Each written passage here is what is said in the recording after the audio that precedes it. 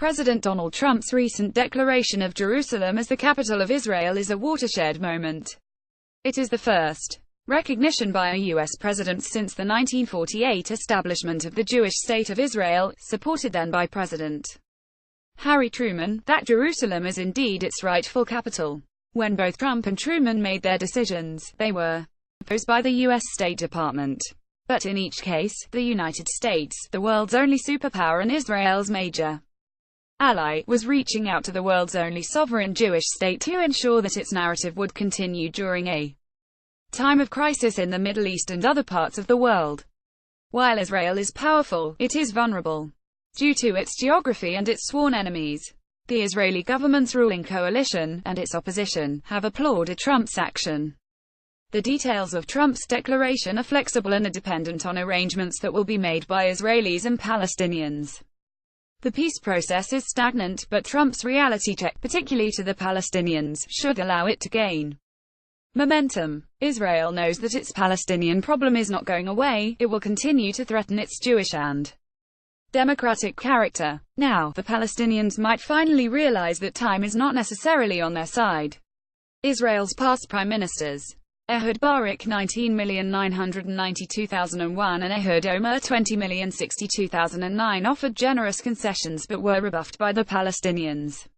Prime Minister Ariel Sharon returned Gaza, despite the fact that it was home to a flourishing Israeli community, and Israel was rewarded with rockets. Arab leaders have historically paid lip service to other Palestinians while Israel absorbed close to 1 million Jewish refugees from Arab lands. The turmoil in Iran, where its Shia leaders are aggressively pursuing a nuclear agenda, has preoccupied the Sunnis. Iran has characterized Israel and the United States as Satan.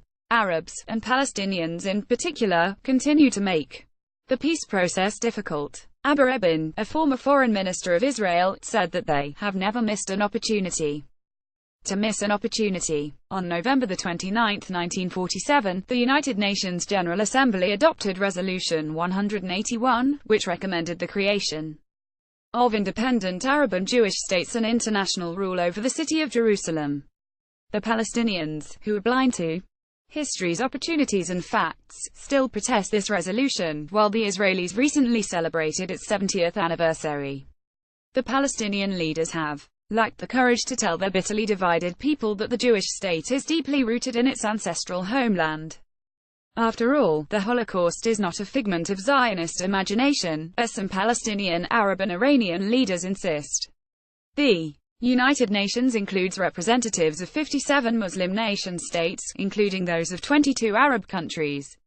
Their influence helps to strengthen efforts to question Israel's legitimacy. But peaceful coexistence in the region is impossible if the Jewish people's claim to their state is rejected. Amid the ever-present effects of antisemitism, Israel's government has long pursued a robust democracy that protects human rights.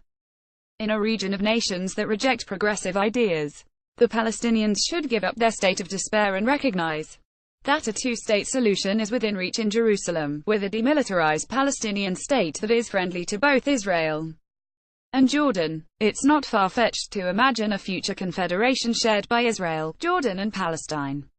The people are destined to be neighbors forever, so it's imperative that all sides find a future among their separate narratives. Palestinians would be wise to stop honoring their terrorists and stop teaching hatred for Israel. Even factions of Egypt and Jordan, two countries that entered into peace treaties with Israel, have neglected to teach their populations basic facts about Israel. In this sacred season as the world celebrates Hanukkah and Christmas, we must remember that Jews and Christians are at risk in the Middle East. Jerusalem and the hills of Judea and Samaria, once the setting for inspiring prophecies, have been deprived of the universal promise of the divine gifts of genuine peace. Israel Zoberman is the founding rabbi of Congregation Beth Chavarim in Virginia Beach and is the honorary senior rabbi scholar at Eastern Shore Chapel Episcopal Church. He is past national interfaith chair of the Jewish Council for Public Affairs.